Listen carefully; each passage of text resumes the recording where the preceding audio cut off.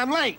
I had to stop by the Wax Museum again and give the finger to FDR. We know Al-Qaeda, Zawahiri, is supporting the opposition in Syria. Are we supporting Al-Qaeda in Syria?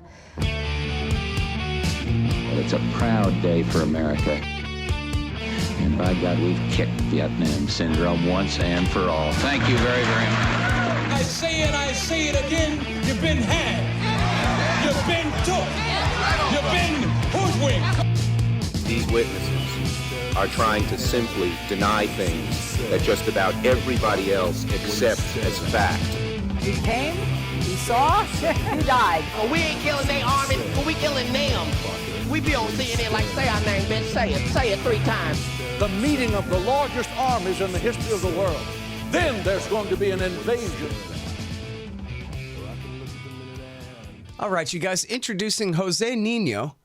He is a freelance writer, has some pieces at the Mises Institute site there, Mises.org. And he's the author of this new book, How Socialism Destroyed Venezuela and Why the U.S. Should Stay Out. Welcome to the show, Jose. How are you doing? Thank you so much, Scott. I'm doing great. All right, so I sure like your title. It sure confirms a couple of my biases, such as socialism doesn't work very well and the U.S. should not intervene anywhere. So these are good. I guess I'll let you go ahead and state your case, beginning with, I like the way you say very clearly from the very beginning here, that socialism in Venezuela does not begin with Hugo Chavez in 1999. So when does it? Yeah, this is a very interesting point because most conventional analysis points to Hugo Chavez and his regime. I argue that it begins in 1958 whenever Venezuela returned back to democracy, and this process really ratchets up, though, in the 1970s when the country nationalized its oil industry, contrary to the conventional neoconservative, conservative Inc. type of narrative that you hear all the time, that Chavez nationalized the oil industry, blah, blah, blah. In fact, it was nationalized in 1975 by Carlos Andrés Pérez, and it fundamentally altered the nature of the Venezuelan state.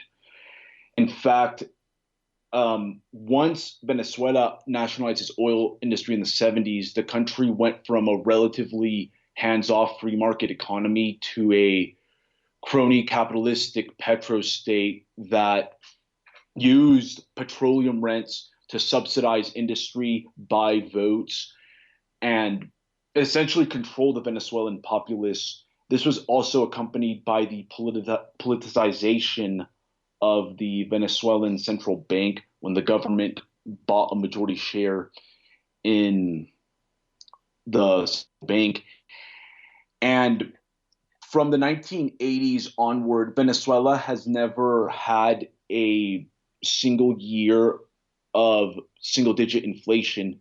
For example, Venezuelan millennials have never seen inflation below 10%. So Venezuela's problems have originated well before Chavez. In fact, Chavez got elected in 1998 specifically because the average Venezuelan was poorer in 1998 than in 1958 due to these policies.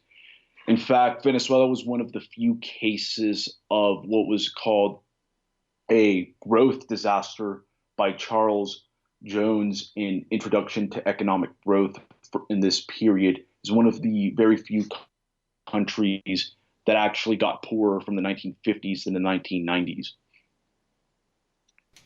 Yeah, okay, so now here's, I guess we'll go ahead and get into one thing that I thought, could be a criticism of the book, is that in a way you kind of don't define left and right in any kind of conventional sense. I know Venezuelan politics are very different from American ones, but I guess technically it's socialism when the right-wing government nationalizes the oil industry. But typically when people think of the left and the socialists, they think of the money being distributed to the poor, or at least that would be the claim, that the money's to be distributed to the poor, whereas it sounds like, as you describe it in the book, previously it was socialism, but only for the rich. And so that's more like conservatism or even fascism, rather than some sort of socialism in a sense, right? It's socialism for the few rather than socialism for most everyone. Well, actually, this is very interesting. The previous governments of Venezuela, Acción Democrática, Democratic Action, and COPEI, which is Christian Democrats. Acción Democrática belongs to the Socialist International. They were technically more of a caviar left-wing limousine leftist type of group. They did get pretty good deal of support from both the poor and the rich. Christian Democrats, the other party, they were all over the spectrum. You had like some centrists there and some quasi-market types, though they were very much in favor of a very activist state. Venezuelan politics is definitely, I would say, if you're going to use the left and right spectrum, the past 60 years has been more left-wing. I would say the difference between Chavez and the previous political order has to do more with socioeconomic divisions, more so than traditional ideological spectrums that we see in the West, because Hugo Chavez had a lot of support in the increasing ghettoization of the urban centers in cities like Caracas, Maracay, and Valencia and Maracaibo. And that's where he drew the base of support. These were the people that were very much crowded out because of the previous social democrat policies. So I think that's one major issue too that I do critique a lot of analysts on Venezuela, is that they try to use Western style type of political dichotomies to make sense of it, because what you see in Venezuela right now, it's really more of a hard socialist versus social democratic conflict. You really don't see a right wing per se in the country. That being said, neoconservatives will support just about anything in their interventionist schemes to topple certain regimes that don't kowtow to their financial interests or whatever they have in mind. Which, and I meant that not with, whatever, all different things that come with right-wing and left-wing ideology, but more right and left just in terms of the rich versus the poor. That it was the business interests in the rich, even if they were maybe more like Hillary Clinton neoliberals or whatever. They're right-wing business conservatives to a real leftist, a real poor person would see that as essentially, and doesn't race have a lot to do with this too? That this is, kind of the poor and Indian versus the rich and Spanish for going way back? Well, to some extent, the Chavez regime did bring back more African culture into their governing ideology and the cultural programs that they pushed. But Venezuela has never really had racial conflicts throughout its history, except for its wars of independence, that when Simón Bolívar drew considerable support from mestizos and Afro-Venezuelans against Canary Islanders and Spaniards. But from the 1950s to the present, there has been a particular emphasis on assimilating Venezuelan immigrants and emphasizing a lot of mixing as well, because Venezuela is a country of immigrants, specifically of Lebanese Christians, Syrians, Italians, Portuguese, Spaniards, and Colombians. So there's always been kind of a melting pot culture. I think that what we do see in Venezuela, though, in the past 60 years are more socioeconomic divisions of rich, poor, lower middle class, and stuff like that. And Chavez got a lot of the lower middle class and below. And that's what explained like a major reason why he won the landslide in 1998. Mm-hmm. Yeah, and it's interesting, as you say, how the inflationary policies and essentially, welfarist, soft socialist policies were what had destabilized the society so bad in the 20 years leading up to Hugo Chavez. That was how people came to accept him in the first place. There's a lesson for the rest of us in that. When your liberals are so bad, they seem worse than socialists. You have a real problem, and it depends on what the issue is, of course. But but just to take this, and I really want to let you get back to your narrative here, but to go ahead and hash out the one more thing here, I guess. So first of all, I should plead a lot of ignorance on Venezuela. I don't know that much. I've tried to pay somewhat of attention, but mostly I'm looking at the Middle East, and I don't speak Spanish, and I don't read Latin American media and whatever. What do I know? But one thing that certainly these statistics go around. There are CIA fact book statistics and United Nations statistics and that kind of thing that show that after Hugo Chavez, that literacy went way up, that death at childbirth went way down, whatever, I'm forgetting all my terminology. You know what I mean? Poverty rates and homelessness and the very worst consequences of extreme poverty, had really been improved upon. Hospitals were going up. Love them or hate them, government schools where there were no schools before. And that this to me sounds a lot like it reaffirms what else I'd heard, which goes along a lot with what you say here, that it was a socialist country, but mostly it was socialism for the people who were already rich and not so much for the people who had nothing. And that this is why they hated Chavez and call him a communist and everything, was he didn't truly nationalize the economy very much more. I know he did seize a few industries here and there, but essentially he didn't nationalize the economy or business interests any more than they already were. He just shared that oil money with the people who were poor and built things that, and we can get to the current hyperinflation and the destruction of the standard of living there. I know that George Bush and the invasion of Iraq is what caused the extremely high oil prices through the early 2000s that let Hugo Chavez do so many of these things, as you talk about in there. But is that really not the case, that there's kind of a severe race and class thing where the few whiter people were essentially receiving all those oil revenues and stashing it in bank accounts in Miami, as Greg Palast put it on the show? Whereas when Hugo Chavez came, he said, no, we're going to give this money to the poor Indians too. Right? Not instead, but also. Or no, correct me, please, if I'm wrong. This is one interesting point that a lot of people tend to forget under Hugo Chavez. In his first few years in office, he actually engaged in certain privatization schemes and opened up some markets because he Oh, yeah, that's interesting. I absolutely have never heard that. So, yeah, please do tell. Yeah, I believe it was like the copper industry, and he actually campaigned on a relatively centrist platform. He bashed the crony capitalism of previous years. He never really campaigned on a hardcore Marxist platform in 1998.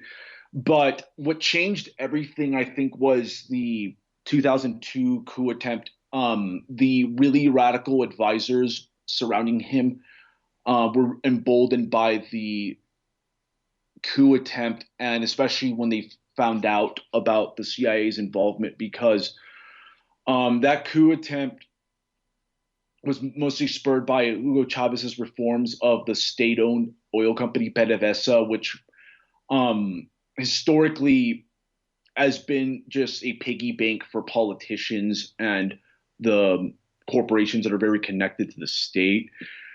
And he tried to put in some cronies. A lot of people threw a fit. Then they tried the failed coup. And from that point forward, Chavez took more of, I would say, hard, like, redistributionist line. Like, they did engage in a lot of expropriations of private property, exchange controls, and price controls. I argue that had the U.S. just kept a hands-off policy with Venezuela, he probably would have been ousted from office in a normal election, and things would have maybe transitioned to more of a market-based economy in Venezuela. But because of this and how the Bush administration essentially othered Venezuela, the Venezuelan regime just took a much more hardline approach with the economy, and they started aligning themselves with the so-called like axis of evil. It's basic geopolitics because if Venezuela doesn't align itself with other more powerful countries like Russia or China, it's very likely the U.S. could have easily toppled it through an intervention. It's a fallback measure in today's geopolitical arena. I mean, there were infrastructure improvements because of the huge amount of oil money coming in, and had Chavez maintained a much more centrist approach, I think Venezuela right now would be in a better shape. But unfortunately, U.S. foreign policy does embolden dictators, does embolden pretty authoritarian regimes when it tries these regime change things. And that's why I've argued that sanctions and all these other types of interventions don't work. There is a very clear class distinction in Venezuela. It's not as pronounced as other Latin American countries as far as race is concerned, but there is among the opposition, it tends to be more of European descent. You have like much more light-skinned people, but at the same time, a lot of the candidates they run, they don't really look any more different than what the current regime runs. I mean, it's more of an overarching culture that in Venezuela, really virulent racism has kind of gone away over the past few decades. In that regard, it has advanced a lot. But the main problem I argue in this book in Venezuela is that it's had a very nasty interventionist culture in economic affairs for the past few decades. Mm-hmm. And it's not going to go away overnight. And it definitely won't go away with a military intervention. Yeah, well, it doesn't sound like it would go away if for somehow the government and military were convinced to switch to Guaido and put him in charge. It doesn't sound like anybody thinks that he's running on an end to corruption and real property rights and free markets and whatever. He's just running for his faction against the other faction. Oh, yes, absolutely.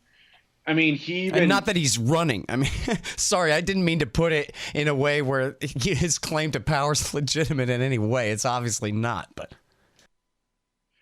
I mean, he is ultimately a paper candidate because in Venezuela right now, the reality is that it's going to be the person who has the military support and who has guns, because there has been a social and economic breakdown, and it's reverted back to its state of nature. And the fact is, he doesn't have much ground support, nor does he have the military support. So he's a paper candidate. The U.S. is propping up a paper candidate just for the sake of advancing a narrative and trying to do a failed regime change operation. That's why the U.S. is like really stuck in between a rock and a hard place, because now I think it's real. If they want to get rid of Maduro in the next few months, they have to like intervene, which is a terrible idea. But they've tried the whole CIA thing. They've tried propping up people in the past, and it's just very clear that the Chavista Maduro type of regime and narrative that's behind it, it's just going to be really difficult to topple. Hey guys, check out Listen and Think audiobooks. They're at listenandthink.com and of course on audible.com.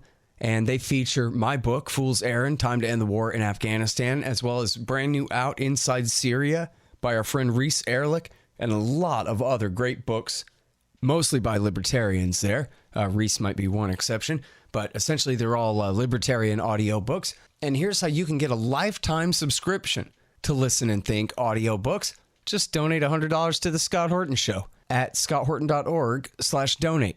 Well, and as you say, after the coup of 2002, they were able to, I think, as you put it, otherize the opposition so easily after that look, everyone who opposes us is an avowed CIA puppet. You can tell just by looking at them.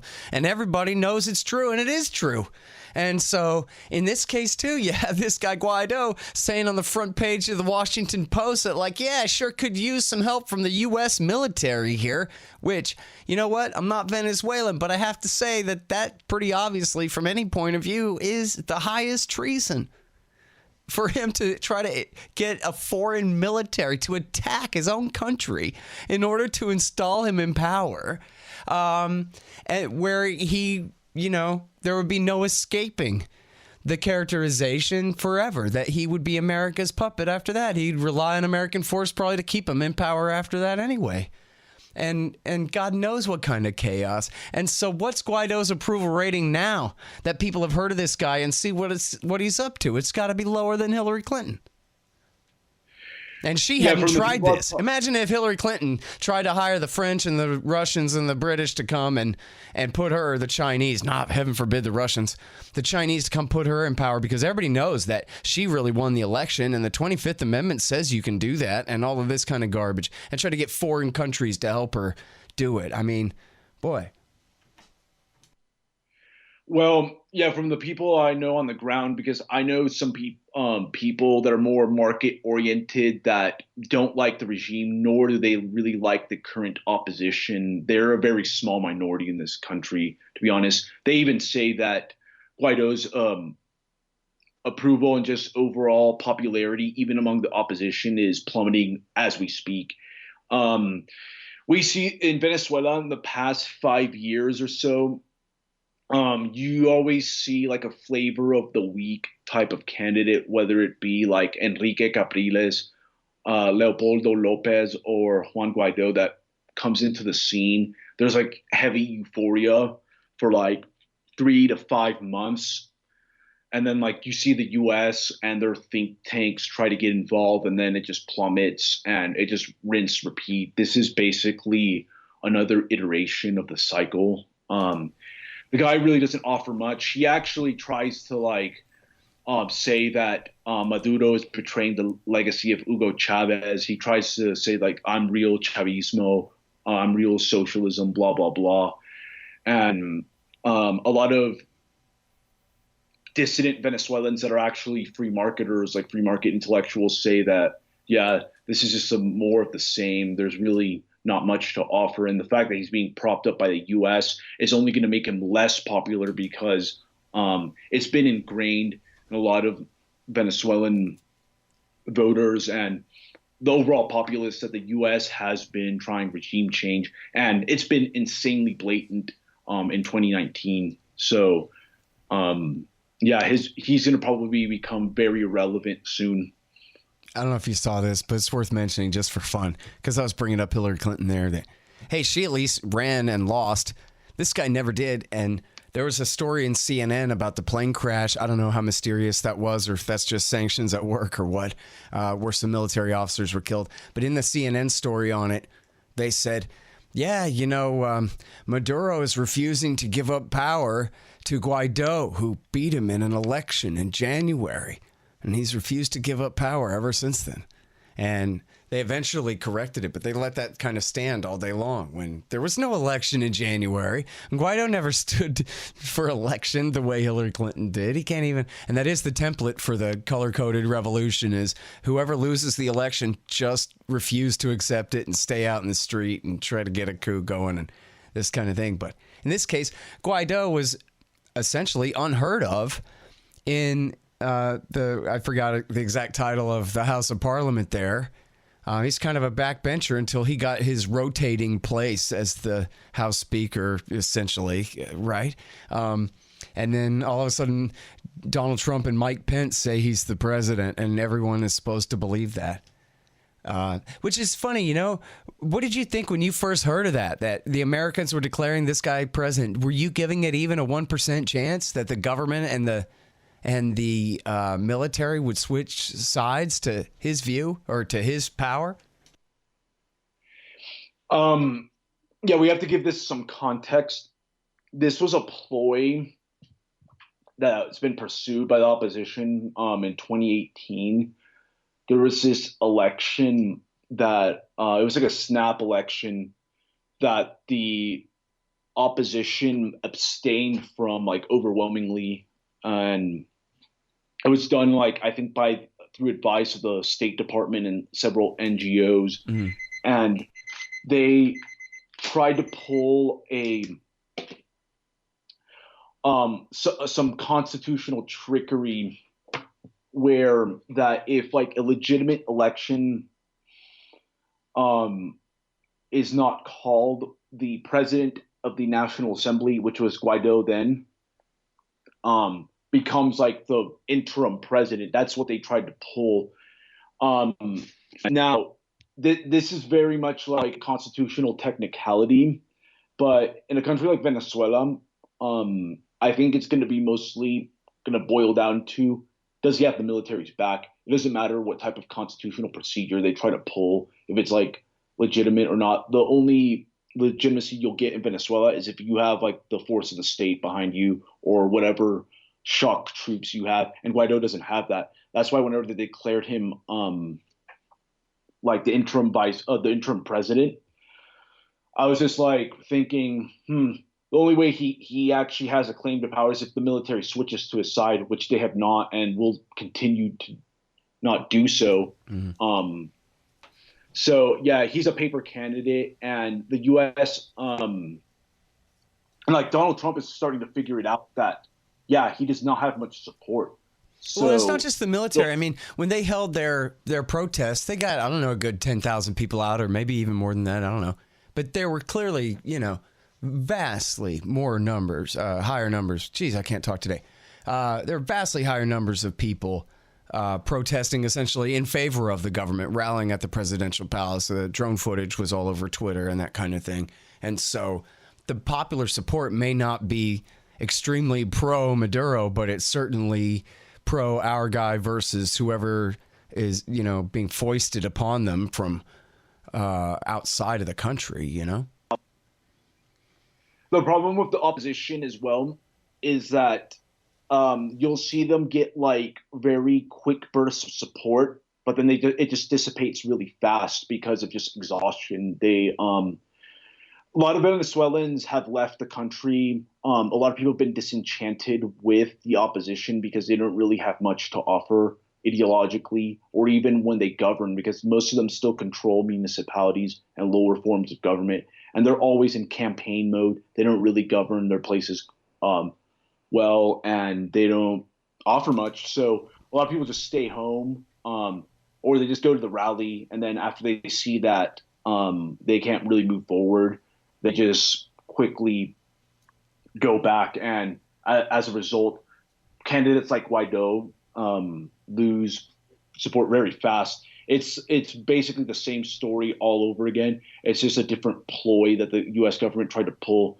But the opposition really has not had enough support to topple the government, so it's going to have to get some extra oomph from U.S. involvement or whatever. And that's why I've been saying for years that I think that the path forward for Venezuela is that they have to have an opposition that actually offers like a pretty constructive and concrete market transition, because the current one is just basically repeating more of the same and can never really drum up a lot of support, and it loses its support really fast. So there's just a lot of factors that keep it from doing that. And that's why now you're seeing people like Guaido call for help abroad.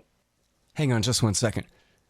Hey, man, here's a book you guys got to read. It's called No Dev, No Ops, No IT by Hussein Badakhshani. No Dev, No Ops, No IT. It's a book about how a libertarian ought to run his tech company. I think you'll really get a kick out of it. No Dev, No Ops, No IT. So let's go back to the book here. I want to ask all about the monetary policy and the destruction of the currency there, the price controls and all these things. You really have a great write-up of all of that, and going back into history too. But can you talk a little bit about the oil resource curse here? Because I think it's really important the way you talk about how they used to have a much wider and more diversified economy in many ways. And even though the standard of living might have gone up for the poorest people for a time based on the oil wealth, that essentially the rest of the economy was rotting out from under everyone while they're being paid not to work. Right? Yeah, I mean, oversimplifying my characterization there. Most of the problems you see in Venezuela right now, and the policies as well, they've already been done before, from like 1970s to 1990s. There's nothing really new. It's just the degree and magnitude that the Chavez regime ultimately like doubled down on them. But there's really nothing new in a qualitative sense. Like the price controls have been implemented to a limited degree, even in like the 80s and 90s. And huge problem with Venezuela is mostly the nature of the state's involvement in a lot of these industries. And I don't think that any of the regimes of the past 50 years have really done much to address that. And regardless, that does not justify like some type of military involvement. Reality is that that I think when you look at why the U.S. is really involved in Venezuela, apart from the oil, you do see whenever Chavez did expropriate some industries, he did expropriate from politically connected Venezuelans that have a lot of deep connections in the U.S. So that's going to obviously precipitate some type of response. But I still think that doesn't justify some kind of intervention. Countries have a right to pursue bad policies and good policies. That's part of being a sovereign nation. Yeah. But I do think that at this point, the U.S. might just give Venezuela the Cuba treatment and just put full-blown sanctions, travel bans, the whole 9 yards, and just put it in, like, officially put it in the axis of evil, if you will, because they really, the neocons now are kind of in a awkward position now that their paper candidate cannot muster up any support. So I don't really see any constructive path going forward unless Trump just says, screw it, and does away with Bolton and just ignores Venezuela for the time being. Yeah, which, you know, this is the have to say, this is the failed promise of Trump. If there was a promise at all of him, was whatever his flaws, he wasn't a senator and he wasn't a governor. Maybe a governor wouldn't have made much difference, but he wasn't a senator. He wasn't related to Bill Clinton or George Bush, and he could come in here and make a break with whatever policy he wanted. He didn't have to continue with any of the wars or any of the sanctions or any of the policies against any of these countries. Shaking hands with Kim. Why not shake hands with the Ayatollah? Why not shake hands with Maduro? Why not kill them all with kindness? And when we have nothing to lose and everything to give and gain, it's crazy. But anyway, I guess that's because he's Donald Trump, not Ron Paul. That's why. Okay, so talk about the monetary policy here, because, we hear such kind of solid opinions depending on which side people are on mostly, right? Where if someone is a capitalist of any kind, a conservative or a libertarian, they say, aha, see, socialism leads directly to hyperinflation, leads directly to you should do what I say instead. While then anyone who is essentially on the left and defending Venezuela says, no, it's all about the sanctions.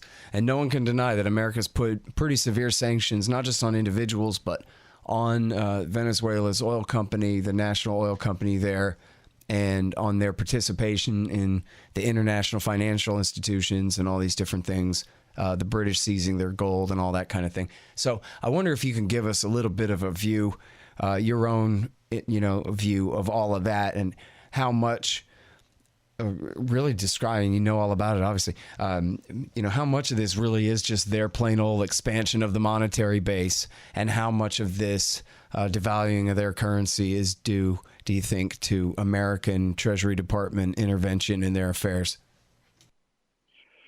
Yeah, that's hard to say because expansion of the Venezuelan monetary base has been a major trend since the 1980s, if you actually think about it, because the Bolivar was the most stable currency in Latin America from 1940 to 1980. But then once the central bank became essentially an arm of the Venezuelan government through certain reforms in the 1970s, where the government owned a majority stake, they've never been able to tame inflation. In fact, I'll give you a personal story. My dad's business ultimately went under in 1996, largely not just due to the tax reforms that the IMF pushed forward, but Venezuela's failure to tame inflation, which was at 100% in 1996. 100% inflation, like in any Western country, would make the population go nuts. You would see resignations and whatnot. So there were already pretty bad problems from beforehand. And that's why I think that it's a tragedy that in current analysis of Venezuela, no one really talks about that, like some of the really bad trends that were going in. Now, as far as sanctions are concerned, yeah, you saw the first really comprehensive sanctions against government officials with the Obama administration in 2014. That was done in the context of the Venezuelan protests that took place at that time. But really, it's like the Trump administration, in my opinion, that's had like the hardest sanctions on like state institutions like PDVSA and stuff like that. That's just going to make it really, really difficult for the country to do any type of market reform, because Venezuela will just say, the really hardliners in the Venezuelan regime will just say, look, it's the U.S. that's impoverishing us because of these sanctions, and it will give them cover, if you will. One alternative they do have is because now that they've essentially floated into Russia and China's geopolitical orbit, they're just going to privatize and sell stuff to Russian and Chinese companies and try to get in on their anti-dollar schemes. That's going to be their fallback measure now. And very likely, if more rational economic approaches emerge in the current Venezuelan regime, they'll probably gravitate more towards that. And that's going to obviously tick off a lot of neocons because they don't really like the idea of these countries being in their backyards. But I see that as more of a geopolitical response to the U.S. being in everyone's backyard. So it's just now Venezuela's a geopolitical chess piece at this point. But just goes to show that that neocon interventions are finally getting a lot of blowback. They're no longer the only sheriff in town. You have countries like Russia and China that are now legitimate superpowers with both soft and hard power that they can use to exert against the U.S. and push back against the U.S.'s really misguided interventions over the past few decades. Yeah, I mean, that's an important point. The Russians, they're oil exporters, but the Chinese are buying Venezuelan oil despite American sanctions. They're saying, hey, we'll still demand what you're supplying and keeping them in business there. And so it's not the unipolar world anymore, as you say, for sure. All right, so now I guess talk about gun control here. Chapter 9, gun control's not so subtle role in subjugating Venezuela. I heard that Chavez was passing out rifles. Well, it's mostly to government supporters. Here's a bigger picture analysis. Venezuela never really has had like a Second Amendment or anything like really resembles it. You have to also keep in mind crime rates in Venezuela have been on the uptick for decades, since the 80s. It's part of its larger cultural decline. And you have both the government and the opposition that are very responsible for not providing adequate security in the country. As I mentioned before, a lot of the opposition is just more concerned with campaigning against the government instead of actually providing any type of infrastructure or even considering reforms that allows its residents in the municipalities to actually protect themselves. So both have their hands in the cookie jar in this case. And really, right now, because of just how destabilized the country is, there's parts that are just very ungovernable.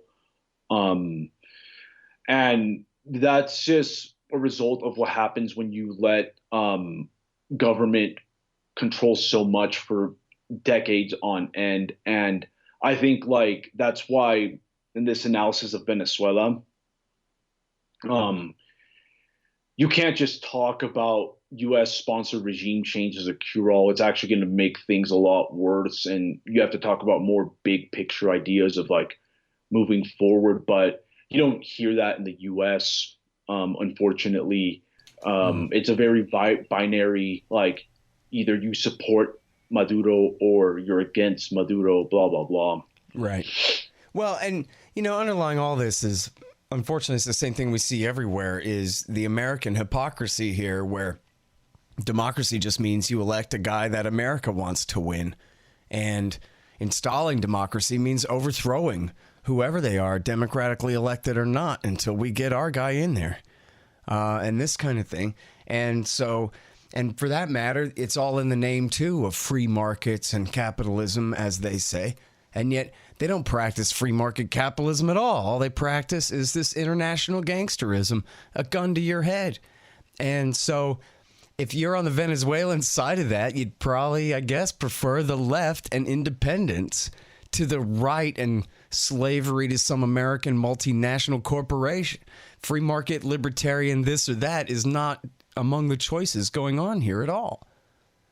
Oh, yeah, that's a great point, Scott. And that's what I tell a lot of people, that if the opposition were somehow to win within the next 6 months, you're not going to see anything that even moves towards a free market. That's just not going to happen. It's not on the menu in Venezuela. It ignores political trends that have been in place in Venezuela for decades. And most of the opposition parties, they belong to Socialist International. That's why I wrote the book. I wrote it specifically for a lot of naive free marketers and people that think that the current opposition will somehow bring Venezuela to some type of normalcy, if you will. It's just not going to happen. And if the U.S. getting even more hawkish on the topic, I think there's not much of an incentive to do so, because, as you stated, people will prefer sovereignty over what is going to be very likely a U.S. puppet government that won't really do much in terms of reforms. It's only just going to do enough to get U.S. interests paid, and then they'll just let the puppets run the country to the ground in other respects. So I personally, that's why I say hands off. I may disagree with certain leftist interpretations of Venezuela, but what I do agree with them, but for different reasons, is that Venezuela should be left alone. Well, and it's interesting, because this is really where you start your book here too, is distinguishing between national and individual independence here, and that really all along they got independence from the European powers, right? But they didn't go far enough with the whole individual rights of man and all of this kind of thing. And so it's always been essentially a fight between the socialists who are already rich and the socialists who are still poor. And so you can pick your side there if you want. But freedom never really was part of it. And of course, that's the whole thing about, America trying to push all of this with force, is that we're an extremely flawed republic as well.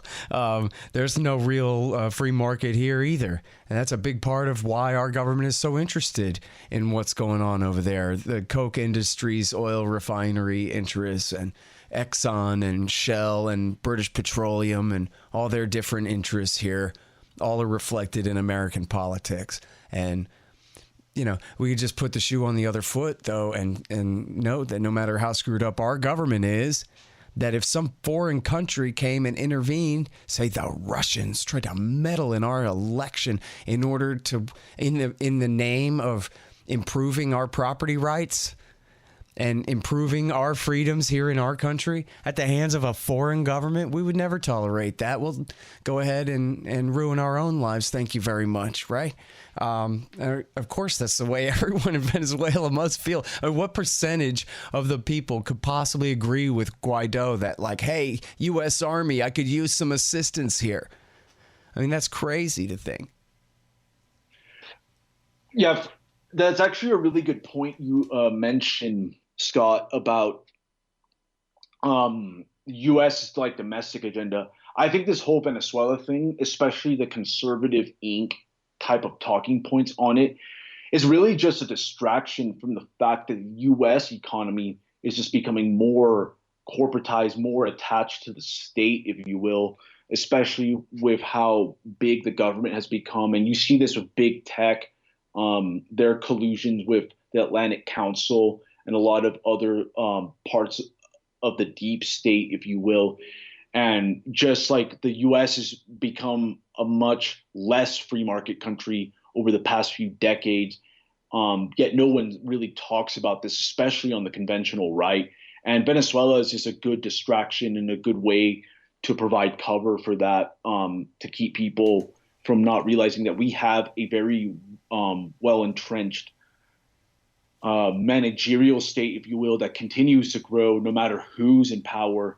And also, to another point, the military-industrial complex is one of the largest redistributionist programs on earth, because it's basically welfare for the defense industry. Nobody talks about that. It's a very weird distinction you see among the legacy right, that they'll make a whole lot of noise about domestic issues, yet they don't do anything about that.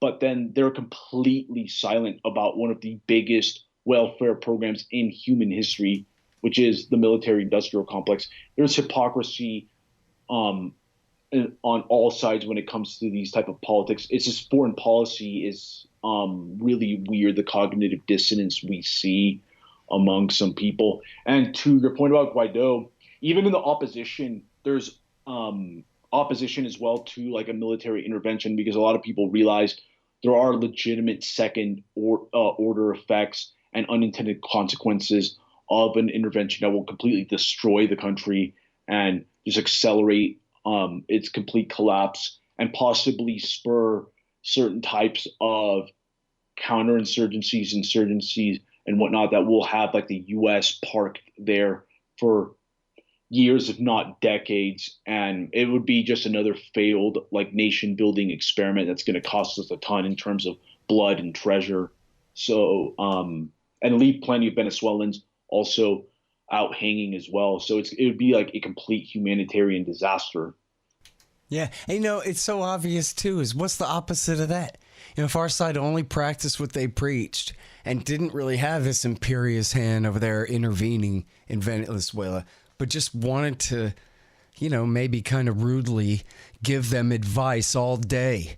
Your Bill of Rights isn't good enough. Your judicial process isn't good enough.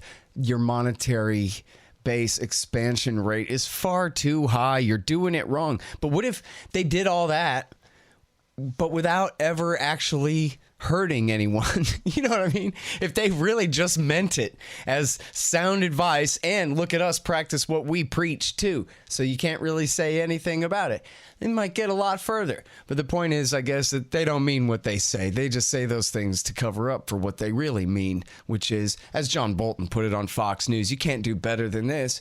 Well, we want our American oil companies to take over the oil resources there. That way we can have, this is not the exact quote, I'm paraphrasing, but essentially, that way we can have the oil and the money too. And it'll be great for the American economy. It's essential for the American economy that these few chosen politically connected corporations will make an extra couple of $10 billion a year, which is a joke that we should not believe in. But that was the way they stated, clear as day. So I guess if I was in Yes, Venezuela, I'd and- have to throw in with the Reds. Because that would be the position that the USA be putting me in. Yeah, I mean, it's a natural nationalistic instinct that people will gravitate towards the government that represents them, no matter how flawed it is. And that's been part of like the human process and like history overall, is like national sovereignty often comes with tremendous gains in human prosperity, but it also comes with failures. But it doesn't follow that a country is morally obligated to carry out some intervention just for the sake of humanitarian aid. And that's really, it's really just a ruse, because it's about geopolitical control and control of resources. That's what it is. It's just that a lot of these neocons, they get clever with the type of marketing and PR they use to justify their interventions. But yeah, in that case, like when you paraphrase that, it's become so blatant that everybody knows it. And I think that's why those support is completely evaporating, because they're realizing that, yeah, there's a much bigger geopolitical ulterior motive that the U.S. has openly revealed now. It's not even like speculation or trying to connect the dots. It's like very open now. And yeah, I just think that this is just another disaster in the making if the U.S. decides to pull the trigger. And let's hope that Trump completely removes Bolton out of the equation and stuff like that, because I believe one of the biggest failures of the Trump administration was getting people like John Bolton as advisors, because they've completely derailed his supposedly America First agenda. Yeah, well, and Elliot Abrams, too. I mean, you couldn't have done worse than that guy. Total neocon retread, yeah. Yeah, everyone points to his role, in Nicaragua in the 1980s and all of that, but and sometimes they even mention he got us into Iraq War II, but he also was behind the Gaza bombshell failed coup that empowered Hamas in Gaza in 2006, and he's also in the article I probably flog more than any other thing that's been written in this century, The Redirection by Seymour Hersh, where they said, geez, we just fought a whole war for Iran and Iraq. Now we have to turn back toward our friends in Al-Qaeda and help them to fight against Shiite power in the region. And he was the one in charge of that in the Bush years. So, yeah, you couldn't do worse than that very man to be in charge of this thing. Although, you know what? So I'm sorry, and I'll let you go after this. But and you kind of alluded to this, too, that, well, gee, they already lost, right? They tried this coup twice. The military and the government did not switch sides to Guaido. And so the path that they're on is, I guess we got to kill them with a drone strike now or some kind of thing like that, or go ahead and back down and admit it didn't work and fire Bolton or don't, but at some point go ahead and call it off and say, okay, I guess, well, we're not getting this regime change. Bolton, blame it on Bolton. He said it'd be easy. It turned out it wasn't. Or they could escalate. I'm thinking that they're going to let it go, because their choices are so limited when it comes to using violence to so-called fix this thing. But I wonder what's your take on that. And are you fearing the worst here, or you think it might sort of peter out?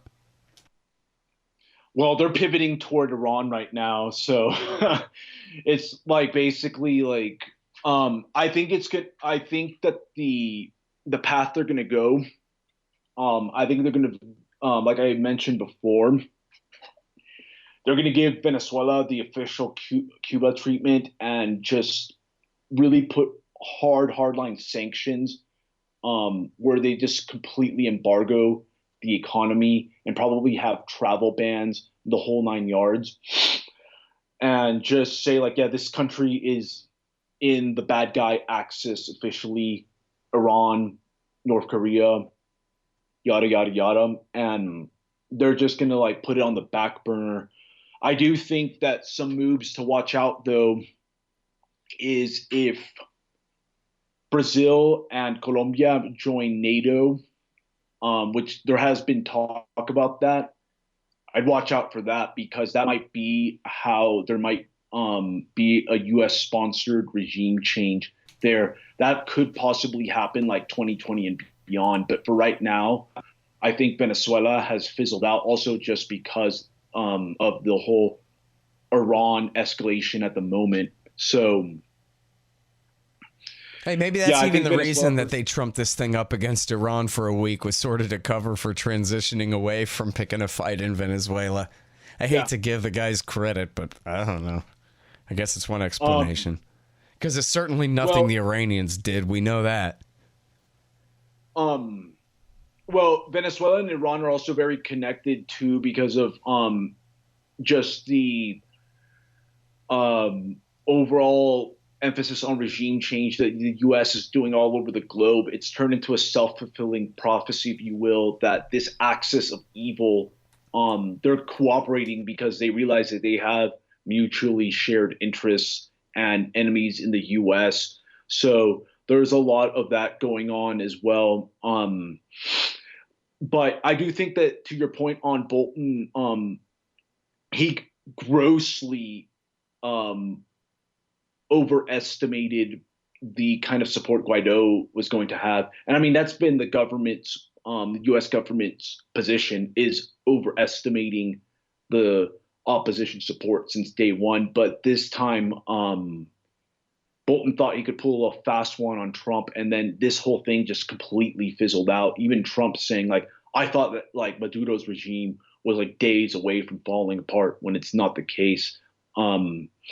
This is actually hilariously embarrassing, because this type of coup was not even pulled off clandestinely like previous coups have in U.S. history.